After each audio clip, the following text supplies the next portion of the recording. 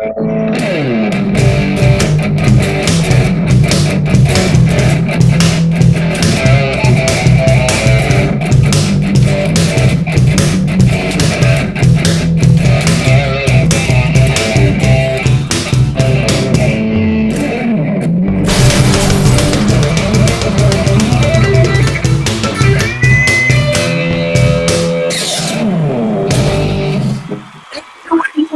it. That's the way you need it.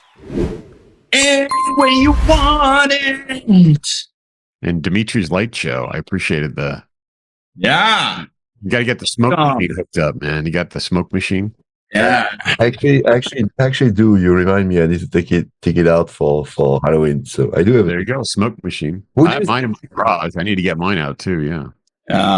So yeah, the reason why I played that song for Bad Karaoke, which we always start off with, just to break the ice, right? Just to warm it up, the level at ridiculous, and then work our way either down or up from there. I don't know. We never know which way it goes, right, guys? Yeah, we need a new expression of iceberg because AI is doing that for us. So. Butt breaker.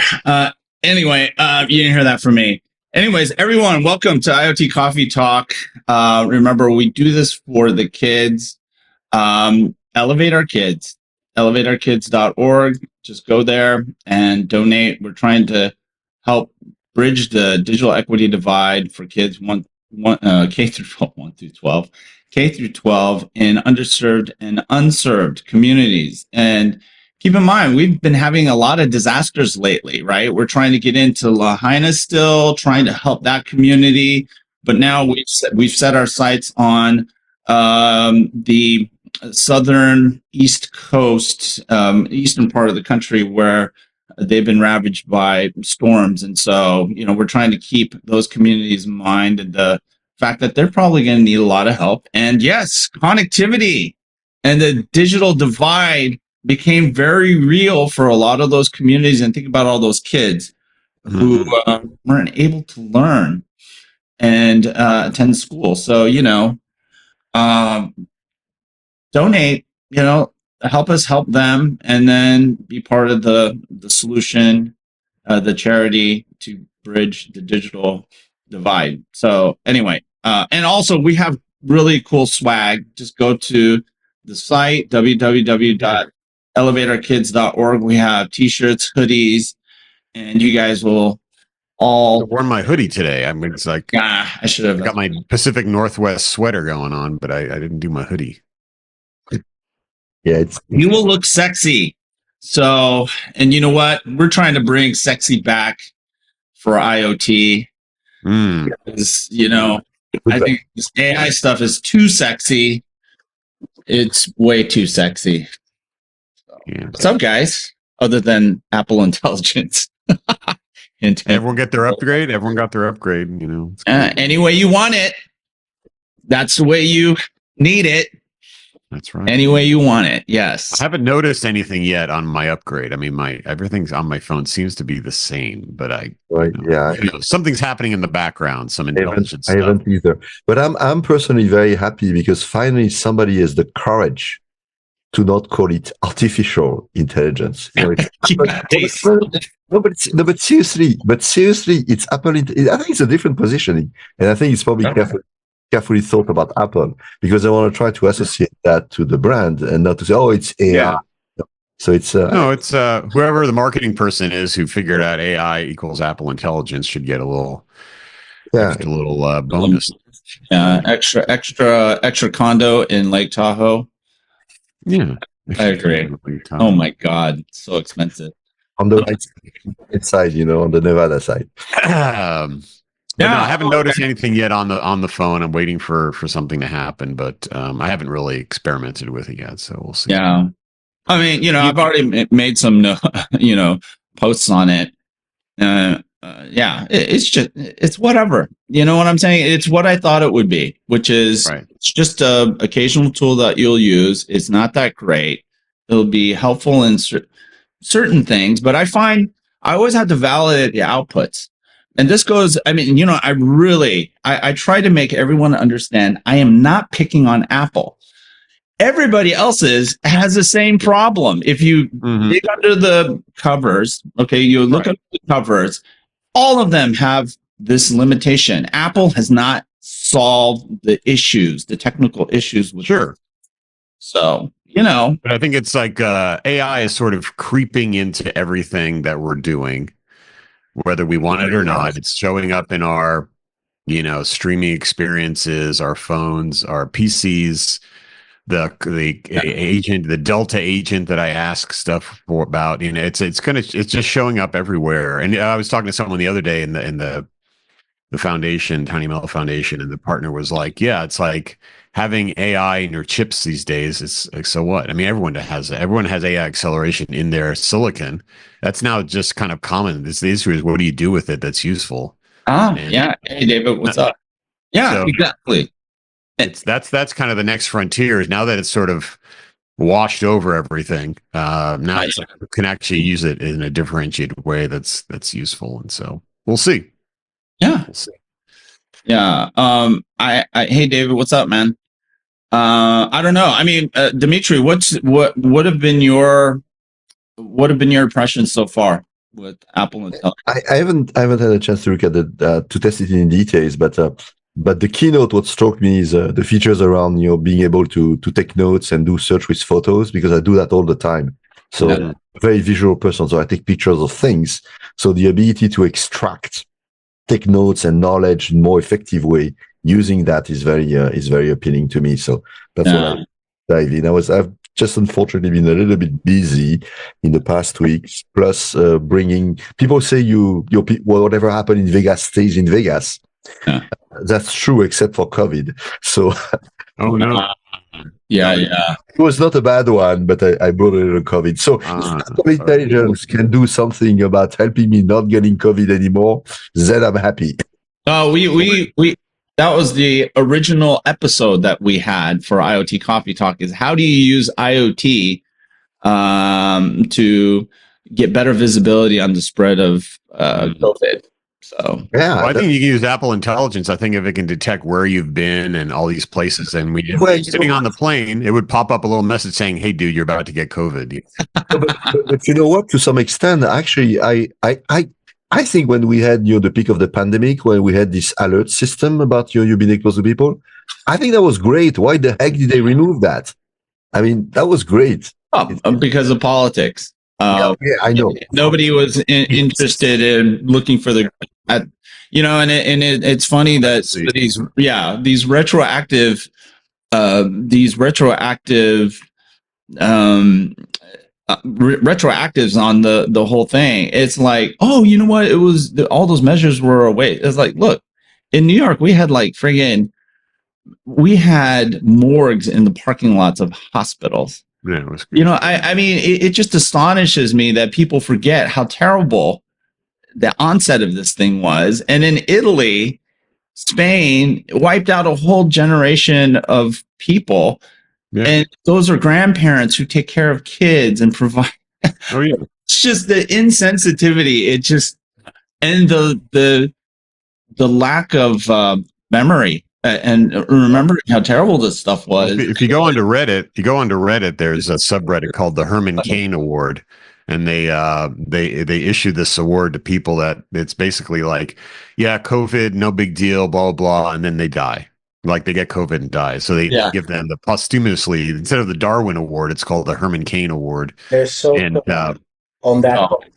Leopards Ate My Face is one of my favorite subreddits. Along the same. I'll have to check that one out. Okay. What's that about? Ate My Face, Herman Cain Award. Yeah, that's a good one. Same concept of, you know, a person that will have very strong and an opinionated belief about something, and then the opposite happens to them. So, for example, like no, there's no COVID, and then they die of COVID, or no, this is low voltage. Okay.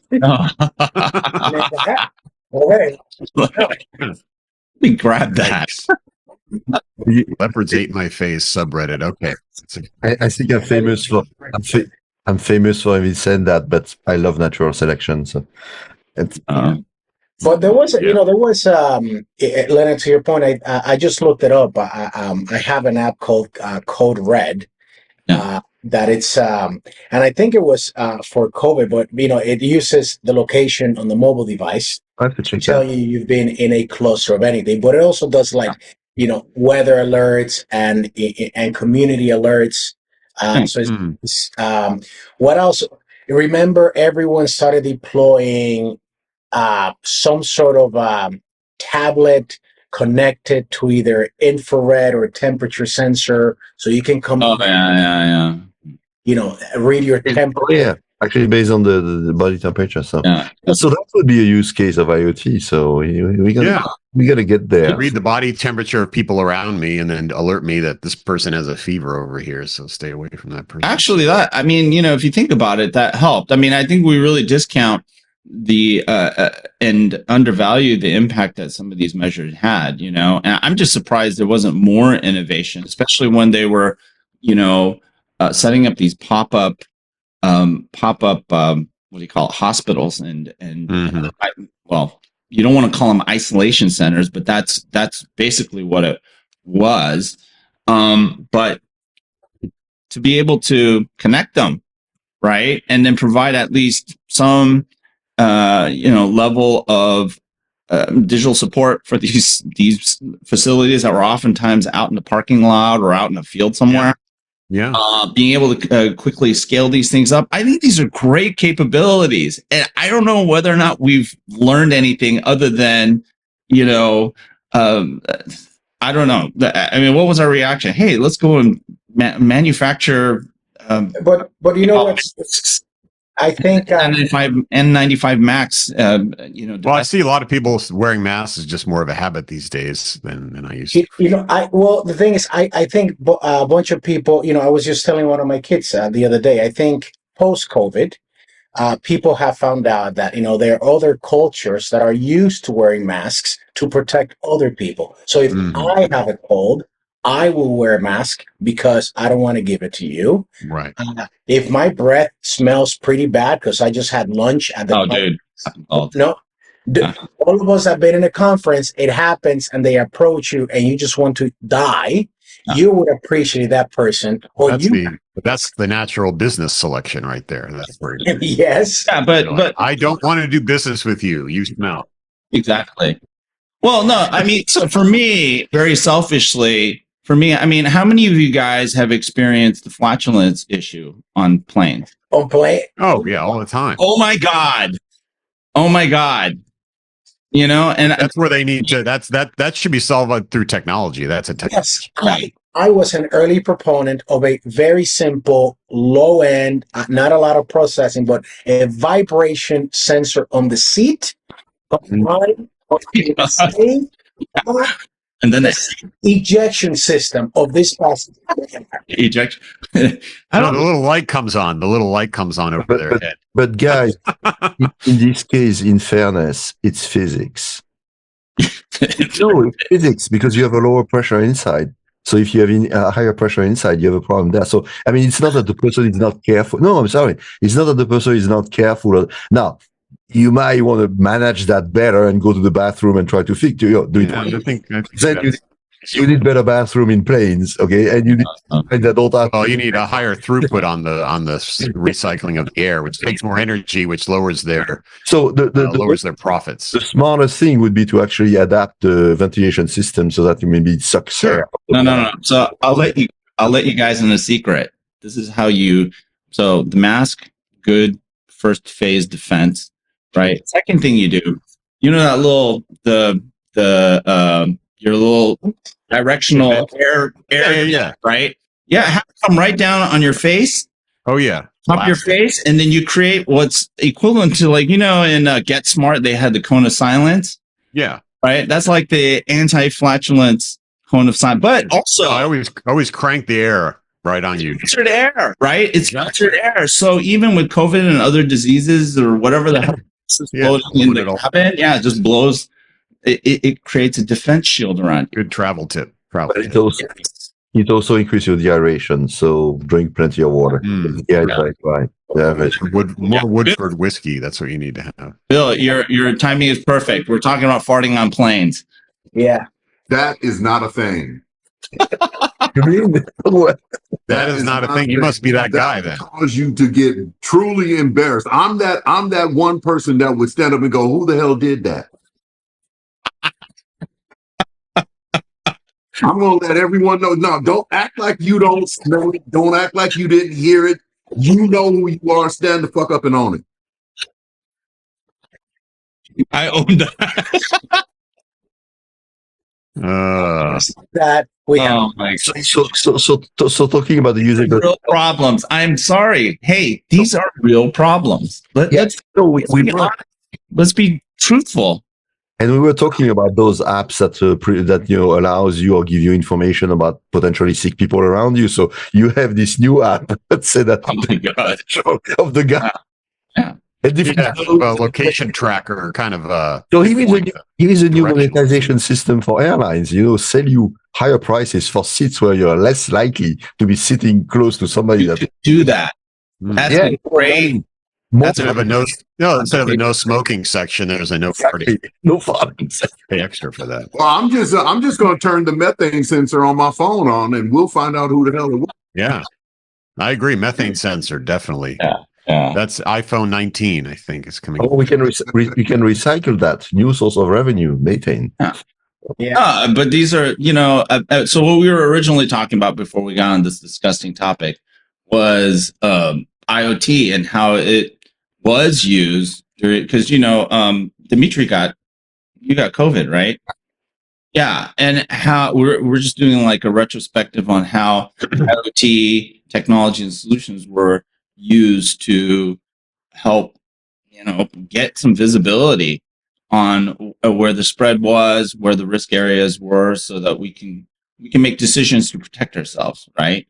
If you don't have the visibility, it's the classic IoT thing. If you don't have visibility, you don't know what to do. You can't make decisions. You can't act. You can't you can't do preventative stuff, right? I mean, that's what IoT is all about. So that's how we got onto this weird topic, Bill. But here's you leaned in, dude. You just like friggin' leaned in like you owned it. Exactly. Farted on the plane. Yes. Here's what we can talk enough about, in the context of first of all of the COVID IoT solutions already exist. They just got repurposed. So let's just start there. Yeah.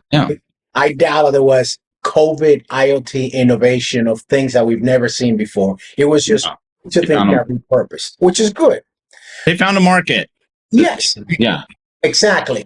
But I know in the past, I think we've all talked about avoiding point solutions because they're pointless. They're for a moment in time and then they go away. And I think a ton of that because so Bill, I gave the example of peak COVID still, all these venues where displaying some sort of tablet with a temperature sensor, and you will get close to it, reach your temperature, green or red sort of thing. Where are they now? Where are they? When's the last time? There's no need for them until the next pandemic. Right, exactly. Hold them there. So, all these things got they just went away. And in a good way, hopefully they don't have to come back. But what triggered my memory was, talking about the whole temperature sensor. There was a company here in Oregon called Flare Systems. If anyone's done anything infrared in the last 20 years, you know them. They got bought out. And these guys were the first time I had a conversation of putting a thing on a drone was over there. Now, it was from an agricultural use case. But, this is something that when it comes to infrared hardware, COVID gave us such a boost because it worked. The thing was really good at reading temperatures, right? Even though it was for walls and metals and industrial environments. Hey, you know what? We're just meat and water. Hey, do you remember all the crazy robotic stuff that they were doing in Asia, especially in China and Taiwan and in South Korea, to basically clean or what do you call it? They're the Sanitize. the name is sanitization robots. Yeah, they just repurpose those to become hosts in restaurants and server robots. So if you go to Taiwan, you go to like Din Tai Fung or whatever, one of these massive like a buffet or those crazy massive mass production type restaurants, you have these robots running all over the place. It's crazy, right? So but I guess the lesson learned here is if you have something, it finds a moment, you always just have to figure out what is that next moment and anticipate it. And and so and you have to balance that against the longevity problem, right? That at any moment people are looking for longevity, and how do you make that happen? That's tough, man. That's a really tough dynamic in IoT, I think. I don't know. What do you guys think?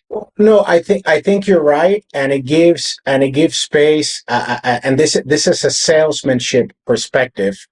I think from the representative of that technology, of that solution, if they really understand the market and they're honest with their customers, they have that conversation early on. I didn't know you were ever going to need this thing. I don't know how long you're going to need it for, but here it is. Because at the time, I keep using back the temperature sensor. It was something needed. If you were open for business, you needed to do something to check people at some time. So it was a necessary business expense where budget was going to be allocated 100% of the time. But once that moment went away, I don't want it. I don't need it. There's no use. COVID who? Done. Go like a fart in an airplane. Yeah, but the thing is, I think one of the things is all these solutions were kind of put together very quickly, to solve these problems, and now people have figured out how to do some of these things end to end, and some of them will get repurposed into other, uses long term. I mean, look at what we're doing here with video conferencing is one of the great examples of where that got hyper accelerated for COVID, and now it's really stuck. Yeah. And I think a lot of these IoT solutions, once they figure out how to do them, maybe the stores don't exactly need them like that, but that stuff will get repurposed. And so it was kind of, COVID was a hyper accelerator for bringing technology solutions together. Whether something or stick or not, it doesn't matter. But I think it was really interesting to see that, and that'll happen. Unfortunately, is during a very dire time, but. These like sensors, like I work with a lot of sensor companies, a lot of sensors out there. And now the sensors have running AI models in them and things like that. And, you said methane sensors, all kinds of sensors, they're out there. They're ready to be commercialized. They're just looking for then. Sometimes those solutions are kind of niche, kind of manufacturing solutions. But more and more broadly, you're going to see this stuff, rolling out there with more sensors and more capabilities to understand what's going on. So. See, I'm telling you, this is why people have to watch IoT Coffee Talk, because we might have stumbled on a huge market for methane sensors, which is in-cabin, in-cabin flatulence in an airplane. I mean, it's a real thing in the ag space. Cows. Yeah, it's a real thing. It messes up the environment. I think you have a little Bluetooth, a coin cell battery powered Bluetooth methane sensor that you take with you. You travel, you sell it to the travelers, and you take it on the plane with you, and it'll notify your phone when it detects. That's talking stuff right there. I mean, I can see that. $89. Yeah, and then you have the little your fragrance dispenser connected to it. Yeah. It's as an option. It pushes out a little. Fresh, whatever that stuff is called. Whenever it's, I would just build a predictive model into it so that when people were walking by, I could tell and be like, "Look, man, hold that till you get past." I don't know. That's tough. Some hallucinations going on there. Yeah. No. But here, another thing to consider here: some of the goofiest stuff finds the hugest markets. Okay. As ridiculous and stupid as some of what we're talking about sound, there is a market, tremendous market for a little USB. You plug it into the back seat USB port, and that's like your little parts right there. In Chia Pet, what the hell is a Chia Pet? Chia. Yeah. I mean, no offense to the people who invented the Chia Pet, but I mean, I'm serious. Legit. Like friggin' Monchi Chia Pet, you know what I'm saying? Or isn't it Monchi? Forgetting about pet rocks. Yeah, Pet rocks. Yeah. So Yeah, pet pet. Like I'm just friggin' Space Monkey. buy them, and people bought pet rocks. I don't have to tend to it. I can just set it on my desk. That's my pet rock. I bet we could set up a website with this little fart monitor, USB fart monitor, Bluetooth. Yes. And I bet we could count how many orders we're getting on a daily basis. Well, let's do a Kickstarter. It's even simpler. We'll kickstart it. Kickstarter. And and I think it will be really easy to put a roadmap together. First one is just straight up sensor alert. Mm-hmm. V2 with a sensor will have some like directionality, like it'll give you an arrow to the left or to the right. That's right. Yeah. Who did it? Yes, and then Who done it? Yeah. Who done it? Version 3, really cool UI where you put your assignment on this plane, right? It'll talk to your app, and then it will tell you that the person who farted is on 16D. Yes. You gotta do it like Pokemon. The Pokemon that isn't that the mobile app with the AR? Yeah, that's exactly how you do it. Instead of finding the ball, it identifies, and then you can subjugate people to in-cabin vilification, and that'll end the. But see, that's another example of where a tool like that can just completely eradicate the situation, and then you have the vendors have to think about the next pivot, right? So at the end, as I was thinking about that, the next pivot is that you put a fart rating scoring system, and then you can sell that to the Chinese so they can rank people for their social, oh my God. based on their fart. Minus on your social score. So I was thinking consumables like fragrance packs as a consumable. Yeah, exactly. This is immense possibility. You got to get the refills at the Hudson. But as silly as this sounds, just go to CES. I'm sure someone's got a 10 by 10 with this product in there. No, you see some stuff. I know. We should collect 10% for Elevate Our Kids. So whoever that's right. idea, make money out of it. So we are serious about that. If you use that idea, we will go after you. No, seriously, if anyone has survived up to this point in this conversation, I think I know that Ed, he's the CEO of Delta. He listens to this show every week. I don't think he's ever missed a single episode. We'd love to have him on. See if he's got any concerns. See how let's bounce this idea off him. Yes, we just want to hear feedback and see what he thinks, and we'll be happy to have him on. Yeah, we can even have a Delta branded version that could. The platinum medallion people can get one for free. Well, if you read Crossing the Chasm, for all business venture, you have to focus on a specific market segment initially. So I think we had Lighthouse customer target already. I think so. A compelling value proposition for him. So diamond medallion.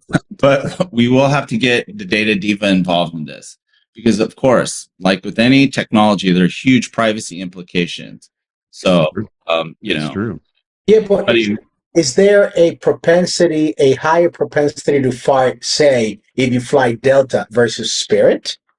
Depends on what they're serving in the airport and in cabin. Spirit's not serving anything, Leonard. You mean a big... Yeah, Spirit doesn't even serve anything. So you mean a big billboard, our customers fart less? You know what? We can blame all of this on Dimitri. Then we need to surface that in the Expedia app when they book tickets. There's like a little fart score for each airline, and you can see infinite possibilities. We need to close the subject. Yeah. No. Okay. Well. Silly is incredibly inspirational. So, hey, Bill, what's up, man?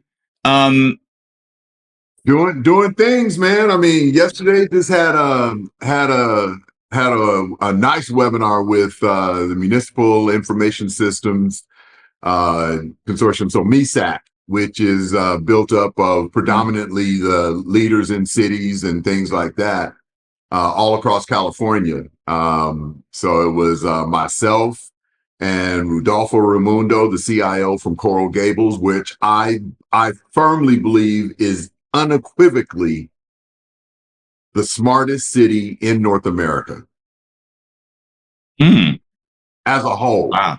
As a Coral Gables. Coral Gables. Wow.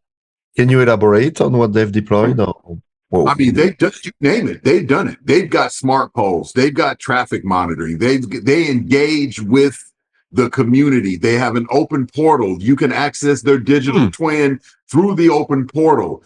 They partnered with University of Miami, and they have their own software development team inside Coral Gables. Well, that makes sense. I mean, it's a differentiator for them. Yeah.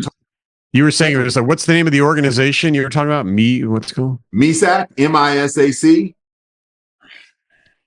Because there's also like the OMF, Open Mobility Foundation. There's like ITS. It seems like there's a lot of these organizations that are trying to do municipal tech consortiums. I've seen them.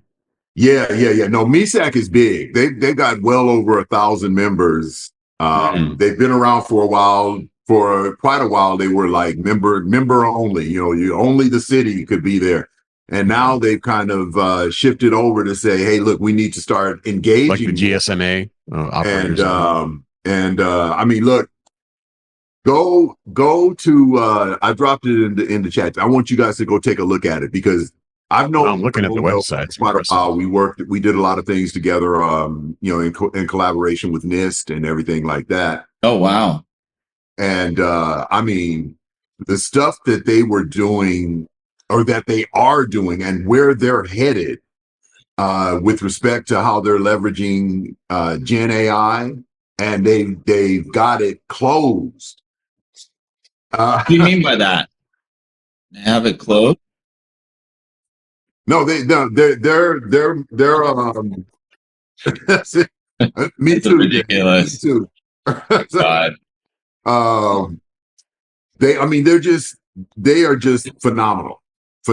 I mean, and the team that he's built, I was out there a while back and went through their new center, where all you walk into this room and it's first responders and dispatch all together in one room with IT. Yeah. I mean, there's one quick story. They had a crowd, so they have cameras everywhere over there. They have cameras everywhere. They respect privacy. Really? Wow. And they've got a full privacy. I mean, everything.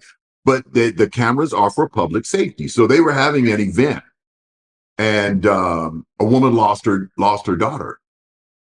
They went to the first responders and everything. They went through, and because of their their computer vision and machine learning and everything that they've got there, they asked the woman, what color was your daughter wearing?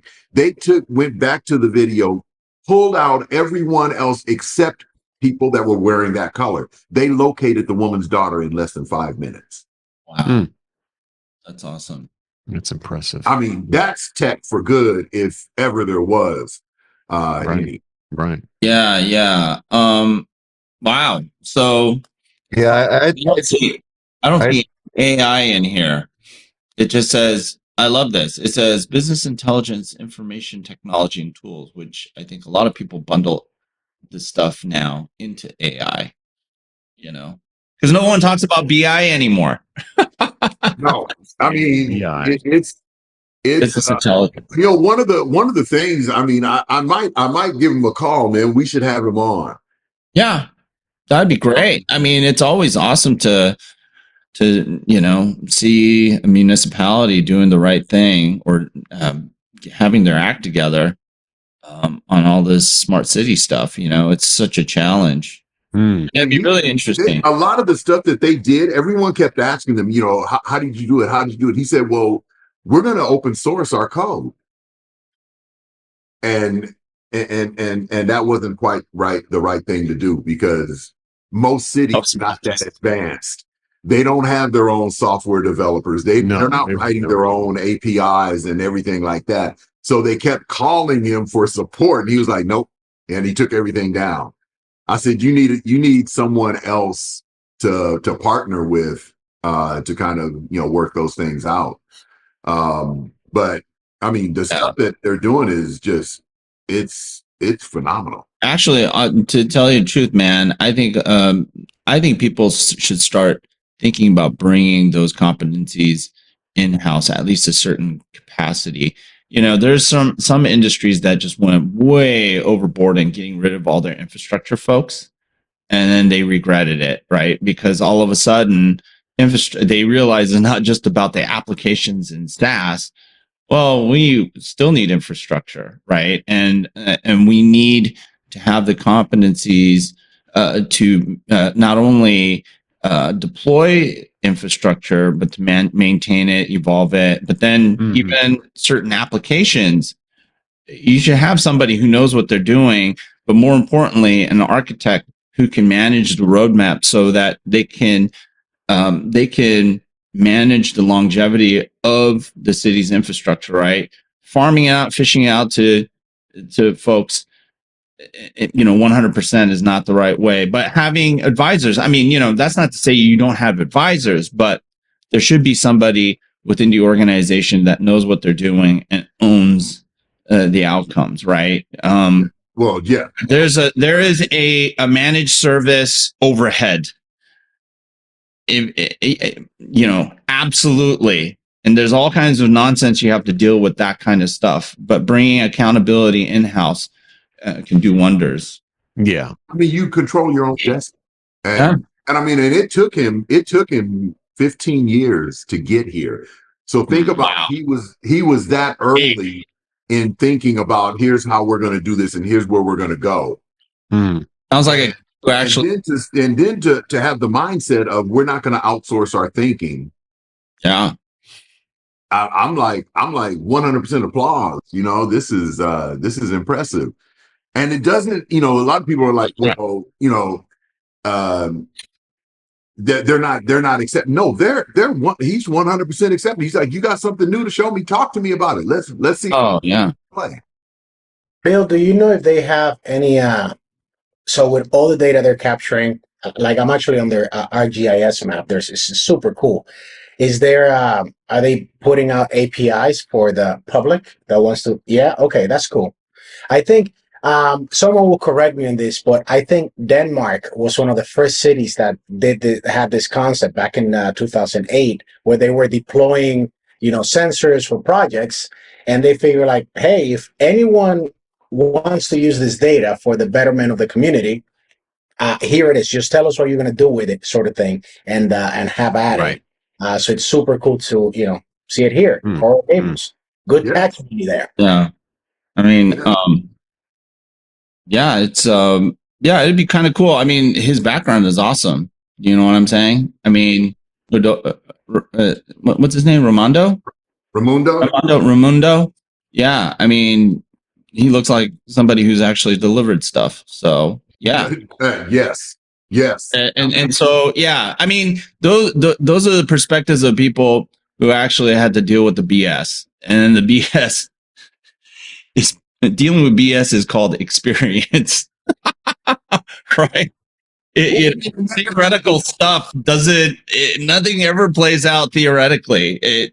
There's always BS that gets in the way, and you have to be able to, learning how to plow through that stuff. I love the way that he has approached solving problems. Yeah, and not just tech led, or I want to be the smartest. I want to be the smartest. He's like, we have to provide the service to the community. Yeah. Do it in the best way possible. Well, for me, a green flag is that he didn't go bonkers with like generative AI and all this stuff. I mean, he's right. The basics, business intelligence. It's like, let's deal with what we have that is quality, which is usually data in its traditional forms and forms of management. Let's just get that in order, and then we can worry about all this other agentic nonsense, which requires actually good Gen AI, which we haven't had. Going back to Apple Intelligence, beta is the key word you just need to know. Apple Intelligence is beta. And also I want, there's all these people bragging about how their LLMs are better, blah, blah, blah, and they're multimodal features and are better, just go to Google and look at the overview and look at the bottom and what it says. Generative AI is what? Experimental. Answer to everything. Oh no. Experimental. Don't believe me. It's predictive. Yourself. Generative AIs with transformer-based architectures are predictive. So, yeah, but what else you need to know? Yeah, and I had an interesting a conversation with a rather large software company, open source software company. I'm not naming names, but they were claiming that the RAG enabled them to POC with their customers generative AI applications that were more accurate. I said, well, how are you doing that? Because making it more relevant is different from accurate, is different from precise. These are not the same thing. If you tell me that somehow RAG is making it more accurate, you need to do your homework. That's not. It makes things more relevant, not more accurate, right? I don't know. For me, it's all of this is exactly what Pete said. It's experimental. RAG is another piece of the experiment, man. He said it was like he said it was the answer to everything, dude. Come on. Experimentally. Experimental answer to everything. Whatever. Well, we have Rob now, and Rob. Oh yeah. What is the official answer, Rob? No, you can't trust what Rob's gonna say because he's an analyst. Uh-oh. And he recently posted that Gen is making him like 10x more of a developer or something like that. There was a whole Gen AI is changing my life and everything. So we instruct us. Wow. I replaced Siri with Rob Tiffany after I got the iOS 18 update. Cool. That's a cool plug-in. Yeah. Good idea. You should monetize it, Rob. Still waiting for 18.1 to thrill me or knock me off my socks or something. I don't know. It's not jumping out at me yet. Yeah, that's funny. Yeah. Is more stuff to come? Or is this going to be a slow drip from Apple? Genmoji. Yeah, it's a silent but deadly campaign. Okay. There's a lot of flatulence in this episode. You have to listen back. They're silent but deadly. Yeah, silence. Because I'm just jet lagged. That's all I got. Aw, poor guy. I'm just coming from the airport. So, how's Japan? Oh, yeah. What were you doing there? What were you doing? I was doing it. It was a executive analyst deal with the Fujitsu folks in Kawasaki. So yeah, it was a good week. It was. Did you get some good A5? I did not actually. Everybody's all about seafood and weird alien creatures that they eat that they're poisonous. Did you ride any motorcycles there, Kawasaki? I did not. So yes, I would have been much happier if I had some A5. I'm all about that. So my God. Yeah, that would be great. They have the best. They have the best coat. Wagyu. Oh yeah, it is the best. Absolutely. And they make it the best. They don't do this like bone-in weird crap that they do in Texas, and it makes it all dried out and weird. That's why you don't do that. I mean, if you're gonna have the steak, it has to be prefaced with not American Wagyu, has to be A5. Exactly. And done the Japanese way, because the Japanese, figured out how to do this thing with, getting cows drunk and feeding them. I think, is it acorns or is that like Iberian? Yeah. Well, at least the drunk part, getting your cows drunk and then, figuring out how to best prepare that. Right. So I shifted over to Iberico pork. España? Yes, sir. Okay. All right. I saw a really weird All in the Family episode the other night where they were eating horse. Did you ever see that one? It was crazy. I never saw Yeah, that. so Gloria prepares like horse meat, like in secret for the family and stuff. I'm like, this is a weird episode. I I think guess that was a thing back in the 70s, eating horse. Dimitri will vouch or correct me, but I am certain that there's at least like 2 restaurants in France, like maybe one in Paris, maybe one in I don't know, Marseille, where you can still find it. It's Oh, Yeah, hey, well, it's not as rare as you think. yeah, definitely. Pete is right. In the 70s, when I grew up, the Boucherie Chevaline, which is horse butcher, was very common. We would have it once a week. It was kind of like having fish on Friday. So there you go. There you go. No, it kind of came out of fashion probably because people, those poor horses, yeah. People in Switzerland are still eating horses. So. that sounds good.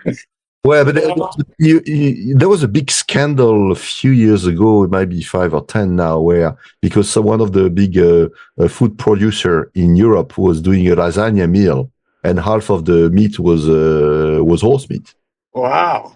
and it was not clearly disclosed on the labeled. So this make a big scandal because there was like all the horses from Poland or something like that, and it was cheaper. So obviously, Wow. it's all about the money. So anyway, Well, yeah, there was a big scandal about that, but I was like, oh, what's the point?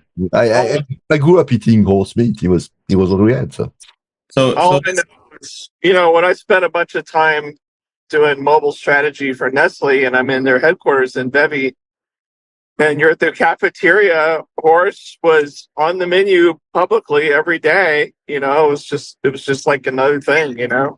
Where's this? At Nestle. headquarters in Bevy, Okay. right next to Wow. Pro. Yeah. No way. Oh, okay. Interesting. Yeah. It was not unusual or whatever. It was just right on the menu. Okay. That's probably why they call that Nestle Quick.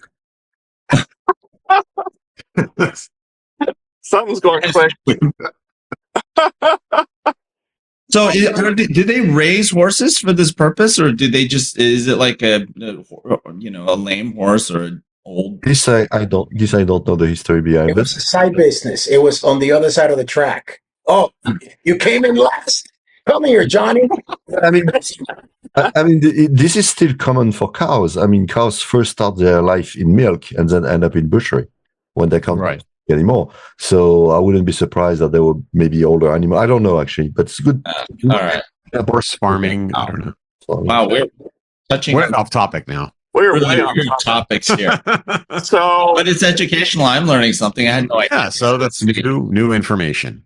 Yeah. yes, new information. So back to back 4 a.m. mornings yesterday and today. So that really sucks. Ouch. Wow.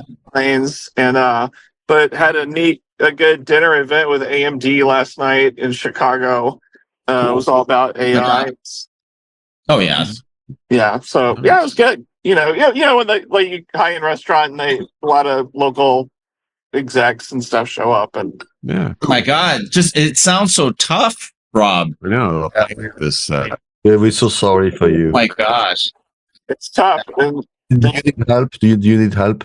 wine tasting was part of the event as well. Guess what? Apple unveils new MacBook Pros with high-powered M4 Max chips now. This is silent but deadly, right? I mean, last year they had the Scary Fast event, and that was just like, they just like let everything out on a table and said, "Hey, Qualcomm, no, you don't." And then now they're just like eking this stuff out day by day. It's crazy. I got into this M4 Max chip. That guy, and they'll probably come out with an Ultra because it doesn't make sense for them to do it every year, like an Ultra. Yeah, Every other year, cadence probably works because a lot of the AI-ish kind of stuff is memory bound, right? You need memory and I/O. A lot of these chips are overpowered, even though they don't seem like it when you look at the specs, right? so what you're saying is there's not enough memory bandwidth to handle what the chip can do, kind of. Did you see what they did with the A4 or M4 M4 Pro? What'd they do? It's like 273 gigabits per second memory bandwidth. All right. That's like twice of anything else. That's like you're getting into like, friggin' Gen AI supercomputing data center scale kind of crazy crap. Not quite, but it's a different architecture. The Apple architecture is not just a chip; it's the whole system on chip, including the memory. From the very beginning, they were pushing that, so it has scalability. Everybody laughed at them because they could do machines with less memory in the beginning. But the thing is that once you have the right architecture, if you scale it with more memory, it scales even better. Hey, that's Nuvia. Gerard Williams and his team, man. I mean, that philosophy. He's bringing it to Orion, and all this Dragon Elite. I guess you have to call them elites now. I don't know. Because they've released, the different tiers. Yeah, the 8 Elite. I don't know what they're gonna call it beyond that, but yeah, you're right. This whole what seems like less is actually a hell of a lot more. Is that new design philosophy that the chip leaders are taking on, even in a hyperscale data center, right? So Pete, we talked about Cerebrus or Cerebrus or however you like to pronounce it. That's what they're kind of doing, right? Which is that the potentially disruptive angle that they're taking on with generative AI supercomputing. Wow. Did you guys already talk about ARM cutting off Qualcomm? No, we haven't. We're talking a lot about, farts and stuff like that. Yeah, less important. Didn't we talk about that last week? I think we did talk about it last time. It was like, yeah, the licensing and the acquisition of Nuvia and the pricing. Yeah. It all gets settled out, but it is somehow. I actually, yeah, I mean, this, speaking of this, like, I think what's really cool is I love the diversity of architectures going on out there right now. Like, I think AI has opened up in the semiconductor space lots of interesting thinking about how to do things. Whether it's like, there's a company called eFabless that's part of our community, and they were on our TinyML talks this week talking about how to build custom kind of AI accelerator silicon for your kind of low bandwidth kind of edge devices. So, if you have a model and you want to build your own chip, you don't want to take an off the shelf chip and use it. You can build very custom silicon pretty cheaply for your consumer goods and stuff, and kind of do your own thing and kind of accelerate your own model with your own custom silicon. And I think it's kind of opened up all these things like RISC-V and ARM, and there's all kinds of cool stuff going on out there. Almost like a renaissance of semiconductor creativity because of AI, I think. I love that. Yeah. Now that we've decided we're going to launch our own RISC-V foundry, this is perfect timing. Yeah. Yes. We just need $7 trillion. See, did you see that Sam Altman dumped the whole $7 trillion thing, and now he's going to Broadcom and others to basically design their chips, and likely through TSMC. You see that? Sure. It's an open opportunity, Rob. We gotta find a gullible VC to believe in the narrative, and then help us find $7 trillion, not $1 million, $1 trillion. 7. Exactly. Absolutely. Not 6. And 8's too much, but 7. So, like, we're not 7-minute abs. 7-minute abs. Exactly. Yeesh. Oh my gosh. Yeah. Well, I mean, I guess Altman's got to spread, he's got to hedge his bets, because Mark Andreessen, says this whole LLM model thing that everybody's pouring money into is just a race to the bottom, and it's going to be worthless.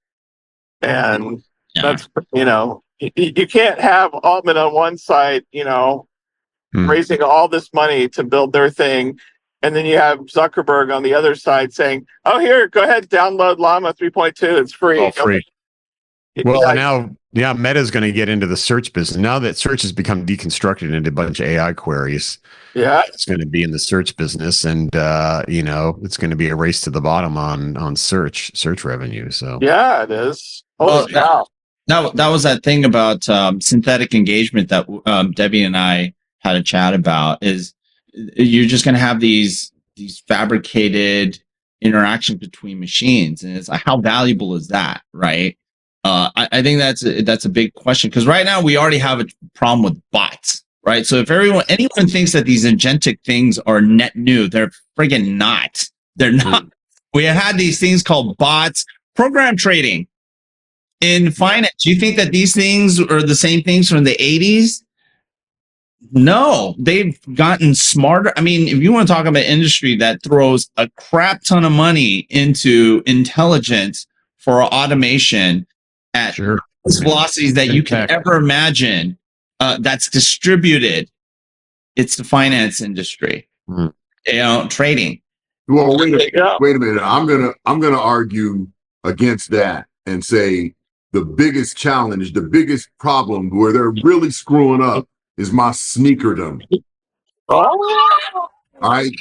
When I want these damn drops, all right, when they come out, I want to be able to get them and stop these damn bots from getting them and put them on the resale market. Yes. Yeah. So, enabling the scalping market, see all these things that are going to help us get to the next, $17 trillion in global economic uplift. You're messing up my sneaker game, man. And you need to get your own bot proxies. Yeah, you need a bot. The interesting thing about that is, people are always asking when there's going to be this singularity where AI started to have conscience. Imagine what's going to happen when those bots realize that they're not making the money. It's somebody else that is making the money using them. Think about what's going to happen then. Think about it. Yeah. Exactly. Well, yeah. Hey, can I do a little? I'm going to do a little pitch. I'm going to be in Taiwan next week. Speaking of travel, nice. We have a big event on the 6th, and if you're in Taipei and want to learn about Edge AI, you can come to our show, a conference for the day. It's tinymeld.org.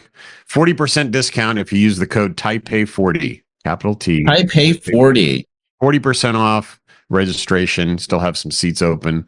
So I will see you in Taipei next week. Big announcements going on. Big new partners, new things.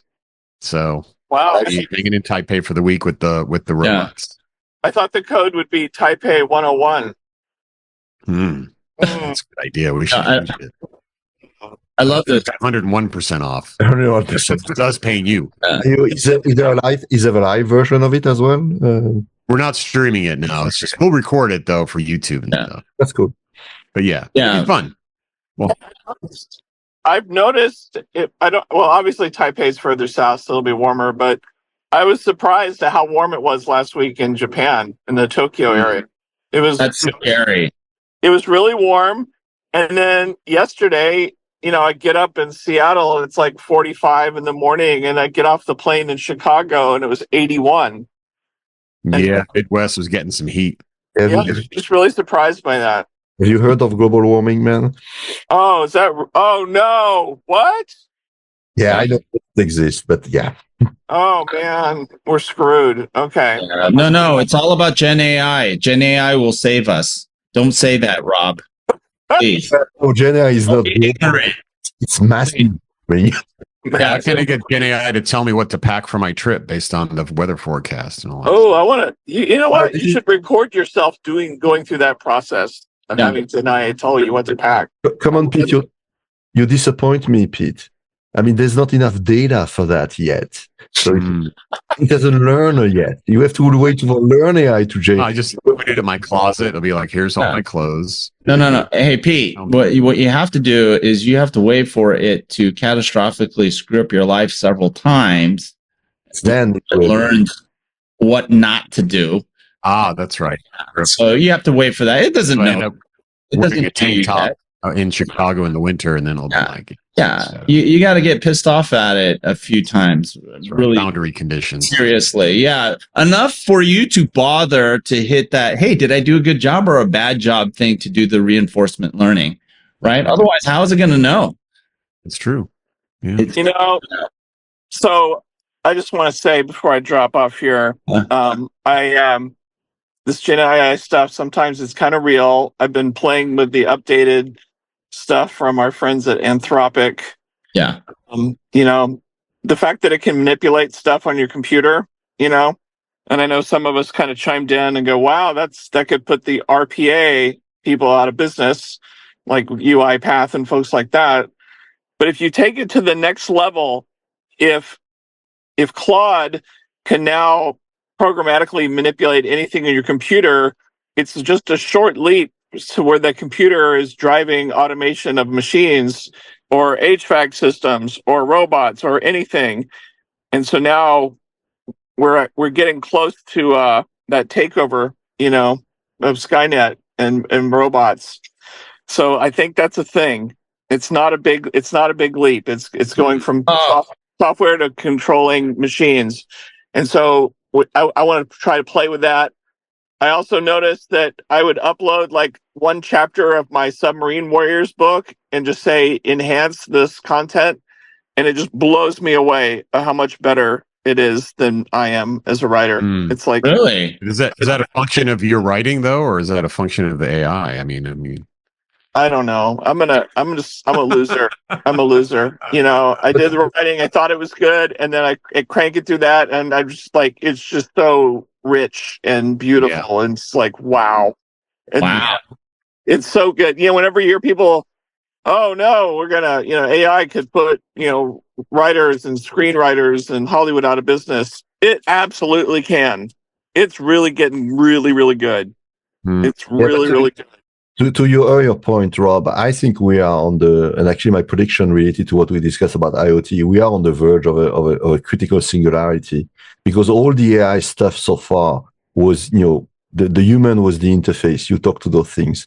Now we're starting to connect it to the physical world more and more. And as soon as those Gen AI systems have the ability to impact directly the physical world, this is going to change. And this is going to be, you can say interesting, you can say extremely scary, because now we're going to give these things, and the Musk robots as well, everybody's laughing about it or praising it. Think about it when this AI power that we don't control today, Gen AI, gets directly connected to the physical world. Yep. Yeah. Yep. Yeah. We have decades of IoT coffee ahead of us. Decades to this. Yeah. Day. All right. So, hey, let's wrap this up. Hey, everyone. Thanks for tuning in. We really appreciate your viewership, especially, kind of weathering the whole front part of this whole episode, which was kind of goofy, but actually ends up being very insightful if you can stop yourself from laughing or just, switching to a different podcast. But remember, we do this all for the kids. So please consider donating to Elevate Our Kids at www.elevateourkids.org. We're trying to help the kids K through 12 bridge the digital divide, especially those kids in underserved and unserved communities. And there are a lot of them out there. Okay. Just think about the hurricanes that have happened. And we have the best swag. So if you're not into charity, but you're into fashion, just pick up a IoT Coffee Talk t-shirt or a hoodie, and we will give all that money to the good cause that is Elevate Our Kids. And remember to subscribe to IoT Coffee Talk for the most ridiculous conversations on IoT and all things tech. And we will see you next week. Bye-bye. All right, I need to jump. Adios.